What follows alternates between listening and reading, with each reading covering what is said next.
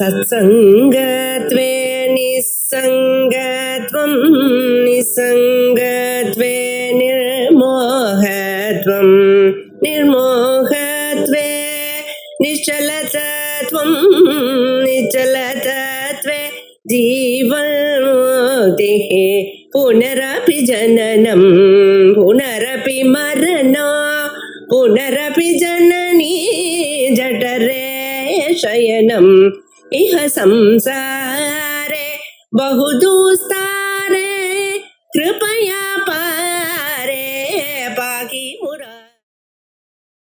ஸ்ரீ குருப்யோ நமः. பகவத்கீதை 3வது அத்தியாயம் 25வது ஸ்லோகம்.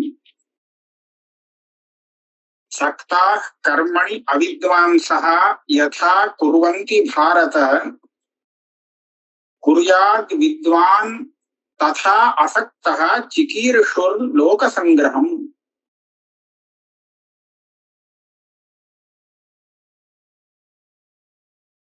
ஞானியாக இருக்கிறவனுக்கு கர்மானுஷ்டானம் பண்ண வேண்டிய அவசியம் இல்லை. அஞ்ஞானியாக இருக்கிறவன் கர்மானுஷ்டானத்தை அவசியம் செய்தே ஆக வேண்டும். அப்பதான் அவன் மேற்கொண்டு மேல ஏறலாம் அப்படிங்கறத ரொம்ப தெளிவா பகவான் சொன்னார். அர்ஜுனனை பார்த்து நீ கர்மானுஷ்டானம் தான் செய்யணும் அப்படின்னு சொன்னார். ஆனா ஞானியாக இருக்கிறவரை பத்தி ரொம்ப வசதியா சொல்லி அவன் ஒன்னும் செய்ய வேண்டியதில்லை அப்படின்னு சொன்னார். அதனால அர்ஜுனனுக்கு ஒரு குழப்பம் ஏற்பட்டது. எது ரொம்ப வசதியானதோ அதைத்தானே நாம அடையறதுக்கு பிரயத்தனம் பண்ணணும். கர்மானுஷ்டானத்தை காட்டிலும் ஞானம் வசதியா இருந்தால் என்னை எதுக்கா நீ கர்மானுஷ்டானத்துல இருக்க சொல்ற, உயர்ந்ததான அந்த ஞான மார்க்கத்திலேயே என்னை கொண்டு போகலாமே அப்படின்னு சந்தேகத்துல அவன் கேள்வி கேட்டா. அந்த கேள்விக்காகத்தான் இந்த 3வது அத்தியாயமே ஆரம்பிக்குது. அப்படி சொல்லிட்டு வரைச்சு அவர் பிரிச்சு கொடுத்தார். எல்லாரும் ஒரே விதமாக இருக்க முடியாது. அவளுடைய சாமர்த்தியம் அதிகாரம் அதை அனுசரிச்சுத்தான் அவளுக்கு வழியை சொல்ல முடியாது. எல்லாருக்கும் ஒரே வழியை சொல்றதுங்கிறது சாத்தியப்படாது. அப்படி இருக்கும்போது ஞானியாக இருக்கிறவன் ஒண்ணும் பண்ண வேண்டிய அவசியம் இல்லை, ஏன்னா அவன் எல்லாம் பண்ணி முடிச்சாச்சு. ஆனா ஞானியாக ஆக வேண்டியவன் இருக்கானே, அவன் ஞானத்துக்கு வரேன்னு சொல்லி கர்மாவை விட்டுட்டு வந்துட்டான்னா சரியா வராது. அதனால அவன் கர்மானுஷ்டானத்தை விடாம அனுஷ்டானம் பண்ணணும். அதுக்குன்னு ஒரு காலம் வரும், அந்த காலத்துல அது தானா விட்டு போகும். இதுதான் இங்க உள்ள சித்தாந்தம். அத சொல்றதுக்கு கர்மானுஷ்டானத்துடைய பிரயோஜனம் என்ன, அது ஏன் அனுஷ்டானம் பண்ணணும் அப்படிங்கிறது அந்த இதிகாசமே எல்லாம் சொல்லிட்டார். அதெல்லாம் சொல்லிட்டு என்ன பாருப்பா, எனக்கு கர்மானுஷ்டானத்தால எந்த பலமாவது அடைய வேண்டிய அவசியம் இருக்கா? ஒண்ணும் இல்லை. ஆனால் நான் கர்மானுஷ்டானத்தை ஒழுங்கா பண்றேன் பத்தியா? எதுக்காக பண்றேன்? எனக்காக பண்ணல, மற்றவர்களுக்காக பண்றேன். மற்றவர்களுக்காக நீ எதுக்கு பண்றேன்னு கேட்டா, நான் பண்ணாம விட்டேனானால் என்ன பார்த்து 4 பேர் அவரே பண்ணல நான் எதுக்காக பண்ணணும்னு சொல்லி கர்மானுஷ்டானத்தை விட்டுடுவான். அப்ப நான் பண்ணலைன்னா எனக்கு ஒண்ணும் நஷ்டம் இல்லை. ஆனா என்னை பார்த்து கர்மானுஷ்டானத்தை விட்டவன் இருக்கானே அவனுக்கு பெரிய நஷ்டம். அவனுக்கு தெரியாது பாவம். இதனால நஷ்டங்கிறது தெரியாது, சிரமம்னு சொல்லி விட்டுருவான். ஆகையாலே அவன் விட்டுட்டான்னு சொன்னா அவனுக்கு வரக்கூடிய நஷ்டத்துக்கு நானே காரணமானதாக ஆயிடுமே. என்னை பார்த்துதான் அவன் விட்டான். அப்படி ஆயிடக்கூடாதே. என்னுடைய காரியம் என்ன? ஜகத்தை பரிபாலனம் பண்றது காரியம், அழிக்கிறது இல்லை. அப்படி இருக்கும்போது அவன் தானா என்னை பார்த்து ஏமாந்து போய் அழியறதுக்கு உண்டான மார்க்கத்தை தேடிண்டானே. ஆனால் அப்ப நான் என்ன பண்ணணும்? அந்த மாதிரி மார்க்கத்துக்கு அவன் போகாதபடி காப்பாற்றணும். அதுக்காகத்தான் நானே ஒரு உதாரணமா ஆயிடக்கூடாதே அப்படிங்கிறதுக்காக எப்படி ஒரு கிரகஸ்தன் தன்னுடைய கர்மாக்களை, தனக்கு விதிக்கப்பட்ட கர்மாக்களை ஒழுங்கா அனுஷ்டானம் பண்ணுவனோ அதே மாதிரி எல்லாம் பண்ணிட்டு இருக்கேன் பாரு அப்படின்னு தன்னை காண்பித்தார். இப்ப பொதுவாவே ஞானியாக ஆனவன் கூட கர்மானுஷ்டானம் பண்ணலாம், அவனுக்குன்னு தேவையில்லாட்டாலும் மற்றவர்களுக்காக அப்படிங்கிறத இந்த 25வது ஸ்லோகத்துல சொல்ற. என்ன போல தத்துவஞானத்தை அடைஞ்சு கிருதார்த்தனாக ஆனவர்கள் வேற யாரா இருந்தாலும் சரி, அவளுக்கும் இதே எனக்கு இருக்கக்கூடிய அதே நியாயம்தான். அவ என்ன பண்ணணுமா, ஒரு சமயம் அவ லோகத்துக்கு நல்ல வழி காண்பிக்கணும் அப்படிங்கிற லோக சங்கிரகத்தை செய்வதாக இருந்தால், லோகத்துக்கு நல்ல வழியை காமிக்கிறதுதான் லோக சங்கிரகம்னு பேர். அந்த அபிப்பிராயத்துல இருந்தால் அவ நிச்சயமாக கர்மானுஷ்டானம் பண்ணணும். சக்தா கர்மணி அவித்வாம்சா யதா குர்வந்தி பாரத குர்யாத் வித்வாம்ஸ் ததா அசக்தா சிகீர்ஷு லோகசங்கிரகம். எப்படி இவ அனுஷ்டானம் பண்ணணுமா, அவித்வாம்சா ஆத்மஜானியாக இல்லாதவர்கள், ஆத்மஜானம் வராதவர்கள் இந்த கர்மானுஷ்டானத்திலே மிகவும் ஆசையோடு, ஸ்ரத்தையோடு, ஆசக்தியோடு ஒரு அனுஷ்டானம் பண்றாளோ இல்லையோ, அவ எவ்வளவு அழகா அந்த கர்மாவை அனுஷ்டானம் பண்றாளோ ஸ்ரத்தையோடு, யதா குர்வந்தி அவ எப்படி அனுஷ்டானம் பண்றாளோ, ரொம்ப ஸ்ரத்தையோடு அனுஷ்டானம் பண்றாளோ அதே மாதிரி இந்த ஞானியும் அனுஷ்டானம் பண்ணணுமா. லோகத்துக்கு நல்ல வழி காண்பிக்கணும் அப்படிங்கிற அபிப்பிராயத்துல அனுஷ்டானம் பண்ணக்கூடிய ஞானி இருக்கானே, அவன் கூட அஜ்ஞானிகள் கர்மானுஷ்டானத்தை எப்படி ஒண்ணு விடாம ஒரு தவறு இல்லாம ஸ்ரத்தையோடு அனுஷ்டானம் பண்றாலும் அந்த மாதிரி அனுஷ்டானம் பண்ணி காண்பிக்கணுமா. ஆனா என்ன வித்தியாசம்னு கேட்டா, அவள சங்கத்தோடு பண்றா, இவ அசங்கமாக இருந்து பண்றான். அசக்தா குர்யாத் வித்வான் ததா அசக்தா சிகீர்ஷு லோகசங்கிரகம். இவனுக்கு சங்கம் இல்லை, அந்த கர்மானுஷ்டானத்திலேருந்து வரக்கூடிய பலன் தனக்கு வேணும் அப்படிங்கிற ஆசை இல்லை, இந்த கர்மானுஷ்டானுக்கு தான் கர்த்தாவாகிறேன் அப்படிங்கிற கர்த்தத்துவ பாவனை இல்லை. ஆக ஆசக்தி சங்கம்ங்கிறது சுத்தமா இல்லாமல் இவன் அனுஷ்டானம் பண்ணுவான். அனுஷ்டானம் பண்றதுல வித்தியாசம் தெரியக்கூடாது.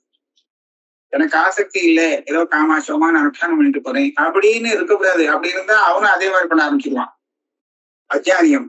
அதனாலே அவன் ஒழுங்கா பண்ணணும்னா அவனை விட ஒழுங்கா இந்த வித்வானாக இருக்கிறவன் அனுஷ்டானம் பண்ணிக்கான். இது ஒரு நல்ல உபதேசம் இல்லை?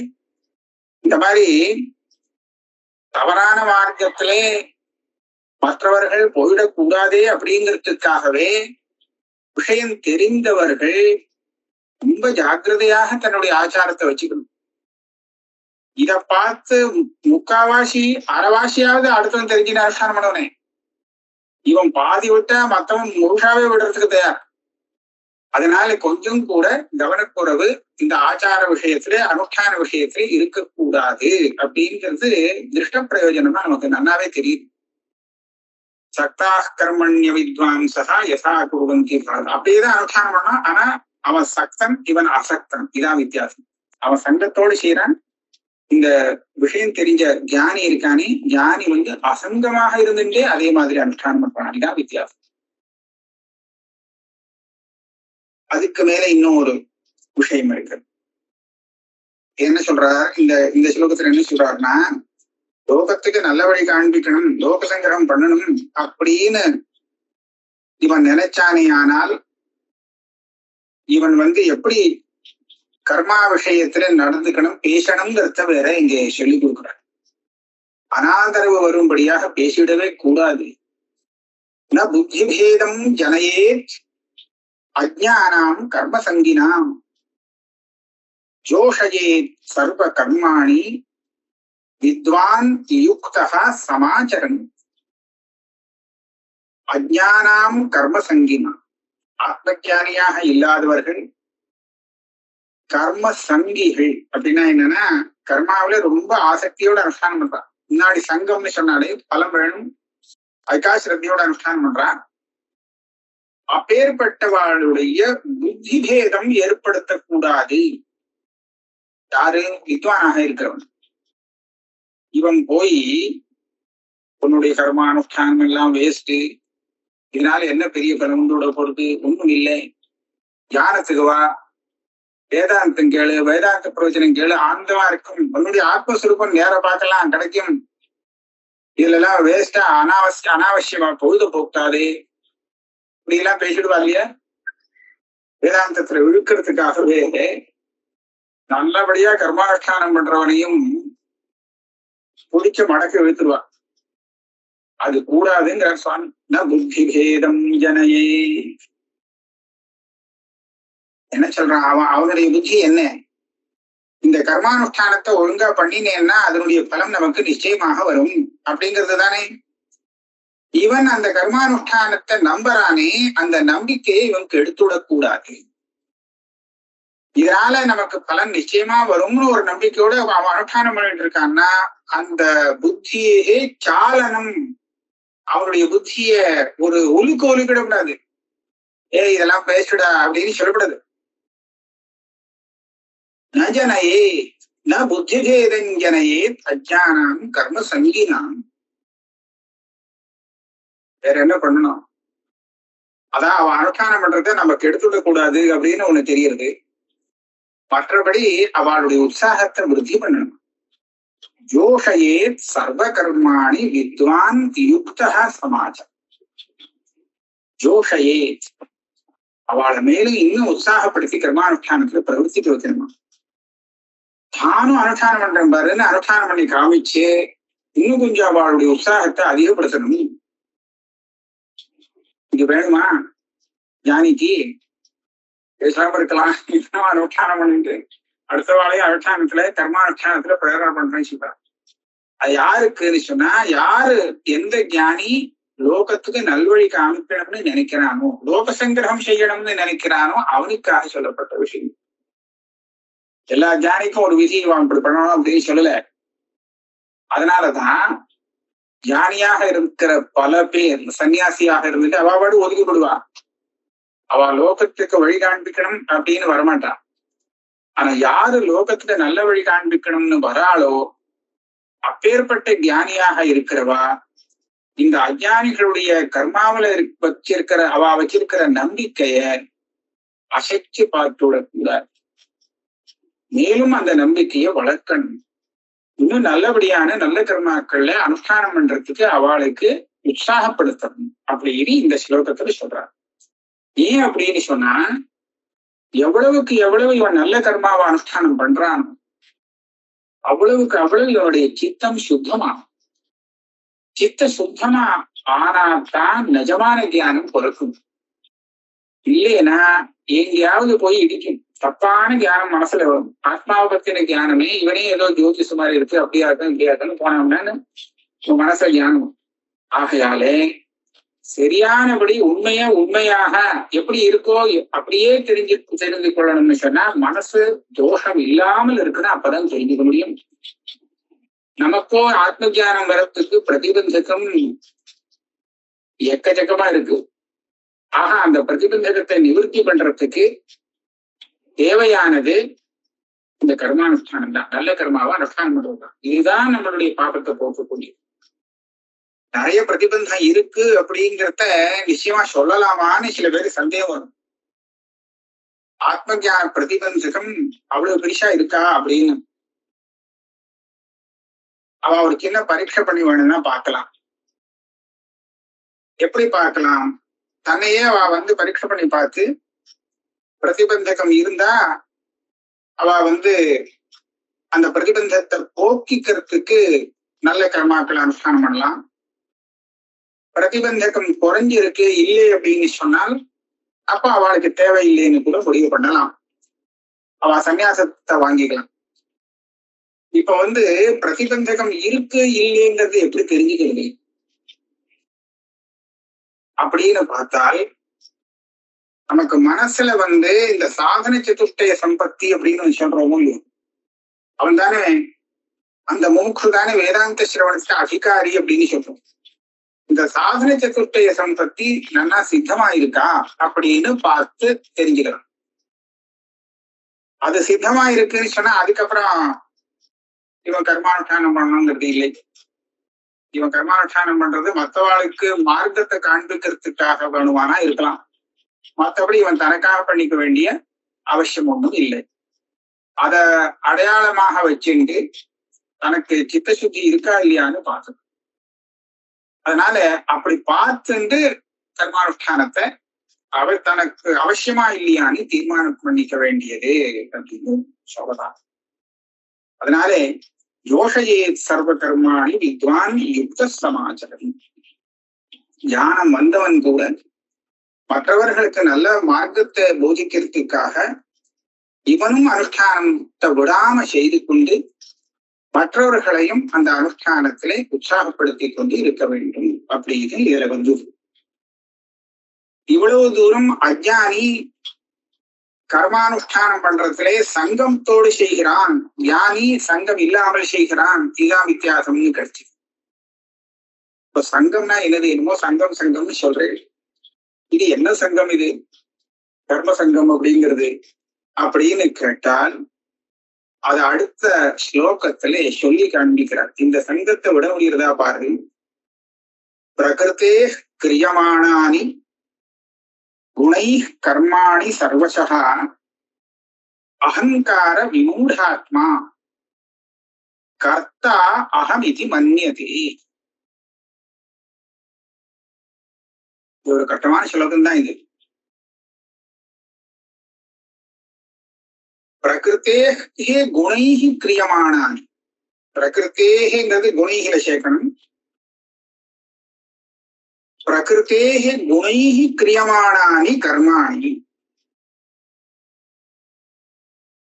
பிரகிருத்தினா மூல பிரகிருத்தின்னு வச்சுப்போம். இந்த அனாதியா இருக்கக்கூடிய மாயை அஜ்ஞானம் இது ஒண்ணு. அதனுடைய குணம்ங்கிறதுக்கு இந்த இடத்துல அதனுடைய காரியம்னு அர்த்தம்.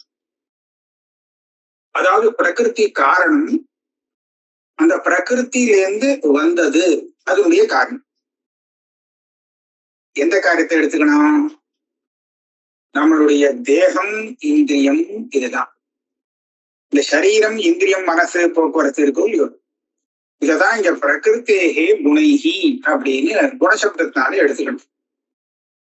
இப்ப நாம அது அந்த குணம்னு சொல்லப்பட்ட இந்த சரீரம் அல்லது இந்திரியம் இதுகள் தான் கர்மாவை செய்யுது. பிரகிருத்தேகே குணை கிரியமானானி கர்மாணி. நாம செய்யக்கூடிய கர்மாக்கள்ல சிலது சரீரத்தினால பண்ணக்கூடிய கர்மாக்கள், சிலது வாக்கால செய்யக்கூடிய கர்மாக்கள் வாகேந்திரியத்தினாலே, சில கர்மாக்கள் மனசனாலே செய்யக்கூடியதாக இருக்கு. அதுதான் இந்த 3 கரணம்னு சொல்லுவோம். நம்ம கர்மானுஷ்டானம் பண்றதுக்கு ஷரீர வாக் மனஸ். சரீரம் என்ன, வாக்கு என்ன, மனசு என்ன, இது 3கள்னாலதான் நாம கர்மானுஷ்டானம் பண்றோம். இது இல்லாம நம்ம எந்த எதையும் பண்ண முடியாது, எந்த கர்மாவும் பண்ண முடியாது. இப்படி இருக்கிறச்சே இப்ப நான் வாயால பேசுறேன்னு வச்சுங்களேன், பேசினது யார் அப்படின்னு கேட்டா நான் தானே. ஏன் என்னுடைய வாக்கு பேசுது, நான் பேசல அப்படின்னு நான் சொல்லுவேணும்? சொல்ல மாட்டேன்.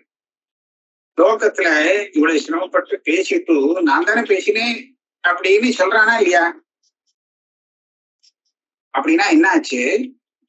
வாக்கு செய்யும் அந்த காரியத்தை தான் செய்ததாக அவன் ஏற்றுக்கொள்கிறான். சரீரம் செய்யக்கூடிய ஒரு காரியத்தை தான் செய்ததாக, தான் அதற்கு கர்த்தா, தான் தான் செய்யறவன் அப்படின்னு சொல்றானா இல்லையா லோகத்துல? இதுதான் சந்தம். சரீரம் பண்றது நான் பண்ணலே அப்படின்னு எவன் சொல்லுவான்? சரீரம் வேறு தான் வேறு அப்படின்னு நன்றாக புரிந்து கொண்டவன், அதை அனுபவிக்கிறவன் செய்வான். ஞானிதான் அந்த மாதிரி பார்க்க முடியும். சரீரம் செஞ்சது இந்த காரியத்தை, வாக்கு இப்படி பேசினது மனசை எப்படி சிந்திக்கிறது அப்படின்னு பேசுறது. அதாவது தன்கிட்டேந்து இந்த மூணையும் விலக்கி பார்க்கிறவன் அவனாதான் இருக்க முடியும். நிஜமான ஆத்ம ஞானியாதான் இருக்க முடியுமே தவிர மற்றவர்கள் யாராக இருந்தாலும் இதுகள் செய்யக்கூடிய கர்மாவைத்தான் தான் செய்யக்கூடிய கர்மாவாக, அந்த கர்மாவுக்கு தன்னை கர்த்தாவாக நினைக்கிறான் அப்படிங்கிறது இல்ல ஏதாவது தப்பு இருக்கோ? இல்ல, இப்படித்தான் நடக்கிறது. இந்த 3 கரணங்கள் இல்லாம இவன் எந்த காரியத்தை செஞ்சு விட போறான்? ஒன்றும் செய்யப்படுது. அதனால இதுகள் செய்யக்கூடிய கர்மாவை தான் செய்ததாக நினைக்கிறான். இதுதான் சங்கம். பிரகிருதேகே கிரியமானானி குணை கர்மாணி சர்வசகா. சர்வசகான்னு சொன்னா ஒரு சின்ன காரியமாகட்டும் பெரிய காரியமாகட்டும் சர்வ கர்மா, எல்லா விதமான கர்மா, மொத்த கர்மாக்களும் இந்த பிரகிருதியுடைய குணங்கள் அப்படின்னு சொல்லப்பட்ட சரீர இந்திரியங்கள் மூலமாகத்தான் எல்லாமே நடக்கிறது. ஆனா இந்த ப்ரஹஸ்பதி என்ன பண்றான்? அகங்கார விமூடாத்மா. அகங்கார விமூடாத்மா. இந்த சரீரம் இந்திரியம் எல்லாத்தையும் நான் அப்படின்னு நினைச்சிட்டு இருக்கானே முட்டாள். அதனால அகங்கார விமூடாத்மா. இது எல்லாத்தையும் தானாக நினைச்சிட்டு இருக்கான். அதனால அது செய்யக்கூடிய காரியங்கள்லாம் தான் செஞ்சதாக நம்புறான். அகங்கார விமூடாத்மா கர்த்தா அகமிதி மன்னியதே. எதுகள் எந்த கரணம் என்ன செஞ்சாலும், இந்த சரீரம் என்ன பண்ணினாலும் அதைத்தான் பண்ணினதாக சொல்றானே. இதுதான் கர்மாவுல சங்கமா. எதை சொல்லுவானே, அதாவது அகர்த்தாத்ம பாவனா அப்படின்னு. கர்மாவை அனுஷ்டானம் பண்ணிட்டு அதை நான் பண்ணலே அப்படிங்கிற ஒரு பாவனைன்னு. அது சும்மா பாவனை இல்லை, வாஸ்தவா இவன் பண்ணலதான். ஆத்மாவை பார்த்த இவன் ஆத்மாவாக இருப்பானே, ஆனால் இவன் எந்த சொரூபத்துல இருக்கானோ அந்த சொரூபத்துல இருந்துட்டு இவன் எந்த கர்மாவோடும் சம்பந்தப்படாம தான் இருக்கான். இவன் எதுவும் பண்ணலதான். ஆனா இவனுடைய சாநித்தியத்தை வச்சுட்டு இவனுடைய சரீரம் இந்திரியங்கள் அதெல்லாம் வேலை பண்ணிருக்கு. அப்படி செய்யற காரியத்தை சரீர இந்திரியங்கள்ல அகங்கிற ஒரு ஆத்மாபிமானம் இவனுக்கு இருந்தது சொன்னால் தானே செஞ்சதாக நினைப்பான். ஞானியாக இருக்கிறவனுக்கு சரீரத்திலேயோ இந்திரியங்கள்லயோ தான்கிற அந்த ஆத்மபாவம் இல்லாததுனாலே அவன் அந்த கர்மாவை தான் செய்ததாக நினைப்பதில்லை. ஆக நம்ம நல்லா கவனிக்கலாம். ஒரு காரியத்தை பண்ணிட்டு இந்த காரியத்தை யாரு பண்ணினா அப்படின்னு ஒரு கேள்வியை கிளப்பி அதுக்கு என்ன பதில் வருதுன்னு பார்க்கணும். நம்மளே கேட்கலாம், யாரு பண்ணினா? நான் தான் பண்ணேன், இதுல என்ன சந்தேகம் அப்படின்னு இருந்ததுன்னா நாம அஜ்ஞன், கர்மாவில நல்ல ஆசக்தி உள்ளவன் அப்படின்னு புரிஞ்சுக்கணும். இத வச்சுன்னு நாம கண்டுபிடிக்கலாம். இதே ஞானியாக இருந்தான்னா நான் பண்ணினேங்கிற அந்த எண்ணம் அவனுக்கு வராது. இதுதான் ஞானி செய்யக்கூடிய கர்மான்னு நாம சொல்லிட்டு இருப்போம். அவனுடைய சரீரம் வேலை பண்றதை பார்த்து அவன் பண்றாரு பத்தியா, ஞானியை பண்றாரு பாரு அப்படின்னு சொல்லுவோம். ஆனா ஞானி ஒண்ணும் பண்ணல. அதை பண்றேன்னுங்கிற எண்ணமே அவனுக்கு இல்லையே. சரீரமும் இந்திரியமும் வாக்கும் தானே பண்ணிட்டு இருக்கு, நான் என்ன பண்ணினேங்கிறான். ஆகையாலே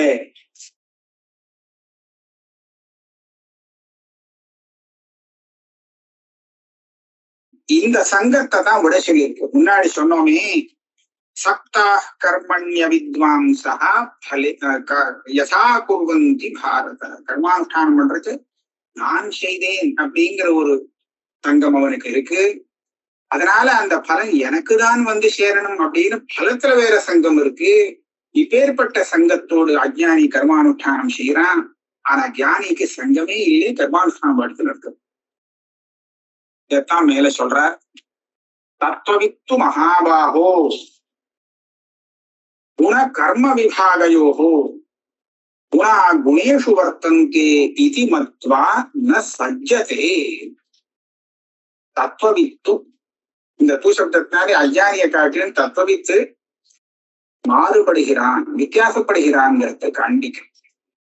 ஏ மகாபாகோ, அர்ஜுனனை பார்த்து சொல்றார், இந்த தத்துவவித்து இருக்கானு. என்ன தத்துவவித்து? எந்த தத்துவத்தை அவன் தெரிஞ்சுட்டு இருக்கான்? குணகர்ம விபாகயோகோ தத்துவவித்து. எப்படி குண விபாகம் கர்ம விபாகம் இதனுடைய தத்துவம் என்னங்கிறது தெரியுமா?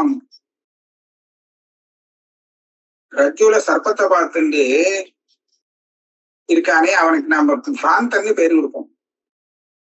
ரஜ்ஜுவை போய் சர்ப்பம் பார்க்கறான் பாரு ஏமாந்து போயிருக்கான் அப்படின்னு அவனுக்கு ஒரு பிராந்தன்னு பேரு. தத்துவவித்தனை சொல்லுவோமா அவனே? சொல்ல மாட்டோம்.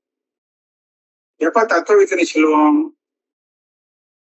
அவன் இது சர்ப்பம் இல்ல இது ரஜுதான் அப்படிங்கறத தத்துவத்தை தெரிஞ்சு போட்டாங்கன்னா அப்ப தத்துவவித்து. சர்ப்பத்தினுடைய தத்துவவித்து யாரு? இந்த பிராந்திய நிவர்த்தி பண்ணக்கூடிய அது ஞானம் அவனுக்கு கொடுத்தனா அவன் தத்துவவித்து. ஆக குண விபாகமாகட்டும் கர்ம விபாகமாகட்டும் இதுகளுடைய தத்துவம் என்ன அப்படின்னு கேட்டா ஆத்மாதான் எல்லாத்துக்கும் தத்துவமா இருக்கு. அந்த ஆத்ம தத்துவத்தை தெரிந்து கொண்டவன் ஞானின்னு அர்த்தம். அந்த ஞானி இருக்கானே அவனுக்கு அகங்கார விமோகம் இல்லை, நான் கர்த்தாங்கிற எண்ணம் இல்லை. ஏன்? அவன் என்ன நினைக்கிறான்? குணா குணேஷு வர்த்தந்தே இதி மத்வா ந சஜ்ஜதே. குணாக குணேஷு வர்த்தந்தே. குணாக அப்படின்னு சொன்னா ஏற்கனவே சொன்ன மாதிரி பிரகிருத்தியர் குணாக பிரகிருத்தியுடைய காரியங்கள், காரியமான நம்ம இந்திரியங்கள். சரீரமும் அதுல சேர்த்து விடலாம். சரீரம் என்ன, வாக்கு என்ன, மற்ற இந்திரியங்கள் என்ன, மனசு என்ன, இது எல்லாம் தன் தன் வேலையை பார்த்துட்டு இருக்கு. குணேஷு வர்த்தந்தே. அதுகளுக்கு என்ன விஷயம் கொடுக்கப்பட்டிருக்கோ அந்த விஷயத்துல இருந்து இருக்கு. எனக்கும் அதுக்கும் சம்பந்தம் இல்லைங்க. வாக்கு பேசுறது நாம் பேசல. அதனால குணாக குணேஷு வர்த்தந்தே. நம்ம சரீரமோ இந்திரியமோ மற்ற விஷயங்களோ இதெல்லாம் இருக்கு, இதுகள் தன் தன் வேலையில இருக்கு அப்படின்னு நினைக்கிறதுனாலே இதி மத்வா ந சஜ்ஜதே சக்திம் ந கரோதி. அவனுக்கு இந்த சங்கம் இல்லையா, கர்த்தாகம் அப்படின்னு அவன் நினைக்கிறது. ஆகையாலே இப்ப வித்வான் யாரோ ஞானி யாரோ அவன் நான் கர்த்தா அப்படிங்கிற நினைக்க மாட்டான்ங்கிறத ஏங்கிற யுக்தியை சொல்லி அந்த காரணத்தை சொல்லி விளக்கிட்டான். ஆனா அஜ்ஞானியா இருக்கிறவன் அதை தான் பண்றேன் அப்படின்னு தான் நினைப்பான். அதுல சந்தேகமே இல்லை. அதை நாம திடீர்னு மாத்த போறது இல்லை. அவன் அப்படியே நான் பண்ணிட்டு இருக்கட்டான். ஆக தத்துவவித்தாக இருக்கிறவன் அந்த அஜ்ஞானி அந்த மாதிரி கர்மாவை சங்கத்தோடு அனுஷ்டானம் பண்ணிட்டு இருக்கும் போது அதை கலைச்சு விடப்படாது அப்படின்னு சொல்றதுக்கு தான் இப்ப தாற்பயம். அதை மறுபடியும் உபசம்ஹாரத்துக்காக 29வது ஸ்லோகத்துல மறுபடியும் சொல்றார். ஒரு விஷயத்த மறுபடியும் சொல்றாருன்னு சொன்னா அந்த விஷயத்திலே தாற்பயம் இருக்குன்னு தெரியும். ஏன் திருப்பி சொல்லணும்? அவன் இதான் தாற்பயம் இல்லைன்னு சொல்லி மறந்து போயிட போறானே அப்படிங்கிறதுக்காக, மறக்க கூடாதேங்கிறதுக்காக திருப்பி சொல்லணும். அந்த மாதிரி இந்த விஷயத்தை திருப்பி சொல்றார். பிரகிருத்தேர் குண சமூகாக சஜ்ஜந்தே குண கர்மசு தான் அகிருத்சனவிதோ மந்தான் கிருத்சனவிது ந விசாலயே. பிரகிருத்தேர் குண சமூகாக, ஏற்கனவே சொன்ன அந்த பிரகிருத்தியுடைய குணங்கள் சரீரம் இந்திரியம் போக்குவரத்து இதுகள்ல அவ ரொம்ப மோகிச்சு போயிருக்கான். சரீரத்தை தான் அப்படிங்கிற ஒரு எண்ணத்தோட அவன் பார்க்கறான் அப்படின்னு சொன்னா இதுக்கு மேல என்ன மோகம் வேணும்? இதுதான் பெரிய. ஆக சரீர இந்திரியங்கள் எல்லாம் நல்லாவே நான் நினைச்சுட்டு இருக்கிறவன் அவன் தான் அந்த சரீர இந்திரியங்கள் செய்யக்கூடிய காரியங்கள் இருக்க கிரியைகள், அந்த கர்மகு குணானாம் கர்மகு சஜ்ஜந்தே. இப்படி இருக்கிறவர்கள் அந்த விஷயத்திலே நான் செய்கிறேன் இந்த பலத்தை அடையறதுக்காக அப்படிங்கிற எண்ணத்தோடு இருப்பார்கள். பயம் கர்ம குர்மஹா பலாய அஷிகர் அப்படின்னு நானாட்டம் செய்யறேன் அப்படின்னு. ஆனா இவனும் பண்ணல. நிஜமா இவனுடைய வேலைக்காரனா இருக்கக்கூடிய மத்ததுகள் செய்யறான். ஆனா இவன் செய்யறேங்க. ரைட், அப்படி செய்யட்டும், வேண்டாங்களே, அப்படிதான் செய்வான். ஆனா அவன் நல்ல வேலையை செஞ்சுட்டு இருக்கும் போது, ஸ்ரத்தையோடு ஒரு நல்ல காரியம் சாஸ்திரம் சொன்ன காரியத்தை செஞ்சுட்டு இருக்கும் போது இவன் அகிருத்சரவித், இவன் பூர்ணமா தெரியாத அறகுறை ஞானி. படிச்சிருக்கான் அப்படின்னு சொல்லலாம், ஆனா பூர்ணமான ஞானம் இல்லை. அகிருத்சன விதா, இவனுக்கு வெறும் கர்மானுஷ்டானம். என்ன கர்மானுஷ்டானம் எப்படி பண்ணினா எப்படி என்ன பலம் வரும் அவ்வளவுதான் தெரியும், கூட்டமா தெரியாது. இவனை மந்தன்னே சொல்லலாம். ஞானி இல்லை, ஆத்மதத்துவம் தெரியாதனால இவனை மந்தன்னே சொல்றது தப்பு இல்லை, பண்ணலாம், சொல்லலாம். ஆனா இவனை போய் இன்னொருத்தன் புத்திசாலி இருக்கானே தத்துவஞானி வித்வான், இவன் அப்பா நீ மந்தன், உனக்கு ஒன்றும் புரியலே அப்படின்னு சொல்லி அவனுடைய புத்தியை கலைச்சி விடப்ப. கிருஷ்ணவித்து ஆத்மவித்து ஸ்வயம் ந விசாலையே, அவனுடைய ஸ்ரத்தையை போக்கிடக்கு, கர்ம ஸ்ரத்தை. எவ்வளவு ஸ்பஷ்டமா சொல்லிட்டார், எவ்வளவு தடவை சொல்லிட்டார். இந்த இடத்துல சொல்றார் புத்தி பேத கரணமேவ சாலனம் தன்ன குரியாதித்யர்த்தா. ஆரம்பத்துல என்ன புத்தி பேதம் ஜனையே அஜ்ஞானாம் கர்ம சங்கினாம்னு சொன்னாரே, அந்த புத்தி பேதங்கிறதும் இப்ப என்ன விசாலையே தப்பி சொன்னாரே, இதுவும் ஒரே அர்த்தம். அவனுடைய புத்தியை கலைச்சு விடக்கூடாது. பண்ணினா இன்னும் கொஞ்சம் அவனை உற்சாகப்படுத்தி அண்ணா பண்ண சொல்லணும். இல்ல பேசாம இருந்தோடனுமே தவிர அவன் பண்றதுல குறைய காண்பிச்சு நீ பண்றது சரியில்லை, மோசம், இது ஒண்ணும் தூரம் இல்லை அப்படின்னு சொல்லி அவன் புத்தியை கலைச்சு விடக்கூடாது அப்படின்னு சுவாமி உபதேசம் பண்ற. 29வது ஸ்லோகம் வரையில் ஆரம்பிச்சு இதுக்கு மேல உள்ளதை அடுத்த கிளாஸ்ல பார்க்கலாம்.